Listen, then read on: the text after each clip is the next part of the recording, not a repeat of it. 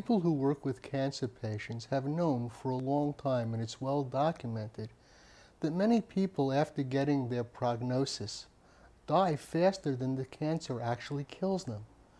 And this acceleration is based on their emotions. And when a person is told they're HIV positive, what I see happening is, I invented a term to describe it, the AIDS zone. And to me, the AIDS zone is a collection of very toxic emotional states. And these emotional states are both intense and chronic. So a person's told they're positive, and then they're experiencing intense fear, intense shame, intense guilt, intense feelings of helplessness and hopelessness. And this combination of these intense emotions in and of itself could knock out and undermine their natural defenses. And then I notice a pattern. Within a period of time in the AIDS zone, you would see people and they stopped eating. They stopped sleeping regularly. They stopped taking care of themselves. And you began to notice that there was this pattern emerging where getting sick and dying was the only thing they could think of. I keep thinking back to that very first time, that fateful time I go into the free clinic to get tested for HIV. I walk in fine, and they tell me, you have a fatal disease. And I thought, it's almost like you go there to get one.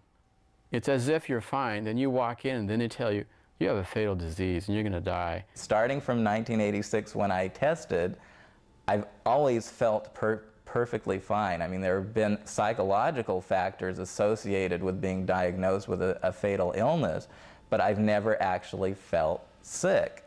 So I would go to the doctor feeling perfectly healthy, but scared out of my mind because the fact that I would have my blood drawn and they would count my T cells would potentially tell me that I was that much closer to death. Bone pointing is a phenomenon where in Aboriginal groups there's a belief that someone in the group has the power of life and death.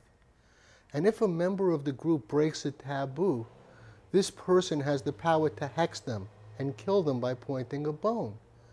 Now, this bone killed many, many believers. But later on, when the missionaries came and when the Europeans came and these people were conquered, they pointed their bones at the missionaries. They pointed their bones at the soldiers. It had no power because the power of the bone was in the belief. And what made it work is it wasn't only the individual's belief, it was the whole community, the whole group shared this belief. Well, what I noticed when I started going to the different AIDS organizations like GMHC and the People with AIDS Coalition or Body Positive and other groups like that, was if somebody said, you know, I think I'm going to live, everybody in the group said, you're in denial. You're going to die.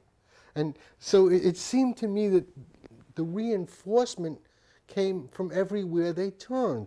The doctors expected them to die. Their loved ones expected them to die.